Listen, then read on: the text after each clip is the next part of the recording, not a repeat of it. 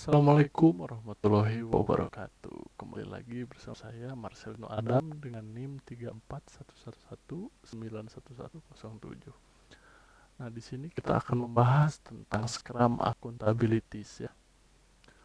Untuk penjelasannya langsung aja ke slide selanjutnya ya. Slide yang pertama yaitu tentang prasyarat untuk tanggung jawab atas hasil Scrum. Nah, dalam Scrum Week 2020 terdapat beberapa inovasi antara lain penekanan pada komitmen, pada artefak, dan pengelolaan mandiri daripada pengorganisasian ya, mandiri. Manajemen diri melampaui pengaturan diri agar Scrum Team dapat mengambil tanggung jawab baik untuk semua aktivitas yang berhubungan dengan produk maupun untuk hasilnya. Penting untuk memiliki kualifikasi yang tepat, sederhananya. Atau contohnya ya, tim tidak hanya harus mengatur pekerjaannya sendiri secara independen, tetapi juga harus memutuskan siapa yang melakukan apa, kapan, dan bagaimana di dalam tim. Tanpa kualifikasi ini, tanggung jawab atas hasil hanyalah teater organisasi. Nah, untuk slide selanjutnya, kita langsung aja ya. Akuntabilitas tim dan mereka yang terlibat. Nah, seluruh tim Scrum bertanggung jawab untuk menciptakan peningkatan yang berharga dan bermanfaat di setiap sprint. Apa artinya ini secara rinci bagi pengembang, pemilik produk, dan Scrum Master? Pengembang bertanggung jawab untuk hasil pembuatan sprint backlog sesuai dengan definisi yang disepakati selesai, penyesuaian rencana harian untuk mencapai tujuan sprint, dan juga untuk mengambil tugas dan tanggung jawab masing-masing sebagai profesional. Nah, untuk slide yang selanjutnya yaitu the owner product accountabilities.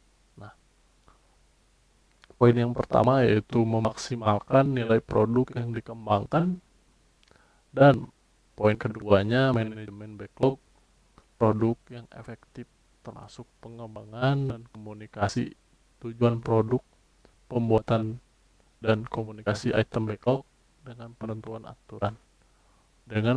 urutan ya. Akuntabilitas versus peran dalam Scrum. Nah, mengapa panduan Scrum menekankan akuntabilitas dan mengesampingkan istilah peran? Gagasan dibaliknya penunjukan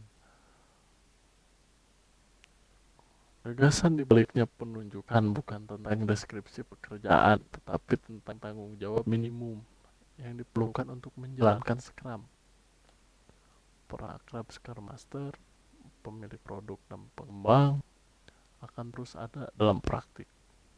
Dapat dibayangkan bahwa deskripsi pekerjaan akan jauh lebih luas daripada tanggung jawab yang dihasilkan dari panduan Scrum.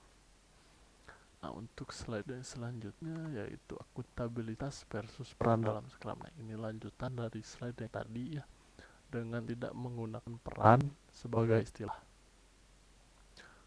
Sekarang memilih pendekatan yang berbeda dari kerangka kerja atau model proses lainnya. The V model XT misalnya mendefinisikan peran yang berbeda untuk menciptakan produk. Karyawan dengan peran tertentu berpartisipasi dalam penciptakan produk atau hasil atau bertanggung jawab untuk menciptakannya. Terlepas dari kenyataan bahwa perbedaan dibuat antara peran proyek dan peran organisasi. Ada deskripsi peran khusus untuk setiap peran yang terdiri dari maksimal 5 poin. Untuk poin yang pertama yaitu tugas dan wewenang. Untuk poin yang kedua yaitu profil keterampilan. Untuk poin yang ketiga yaitu peran. Untuk poin yang keempat itu akuntabilitas, dan untuk poin yang terakhir itu partisipasi. Nah, untuk slide yang selanjutnya, kritik yang tenang terhadap akuntabilitas Scrum. Nah, manajemen diri, Komitmen tanggung jawab untuk hasil istilah ini menjadi semakin penting di banyak organisasi. Dan tentu saja itu hal yang baik. Namun demikian, ada juga kritik terhadap akuntabilitas yang ditekankan dalam panduan Scrum. Pada pemeriksaan lebih dekat, tugas daripada tanggung jawab untuk hasil dijelaskan. Untuk peran contohnya, para pengembang bertanggung jawab untuk membuat sprint backlog. Nah, untuk poin yang kedua yaitu hal-hal yang jelas ditekankan. Contohnya, pengembang bertanggung jawab untuk mematuhi definisi selesai. A, siapa lagi, dan B, siapa lagi gitu kan. Definisi dilakukan ditentukan untuk mencapai sebuah tujuan gitu kan, atau ditentukan oleh pengembang dengan tujuan yang tentunya juga penting untuk dicapai.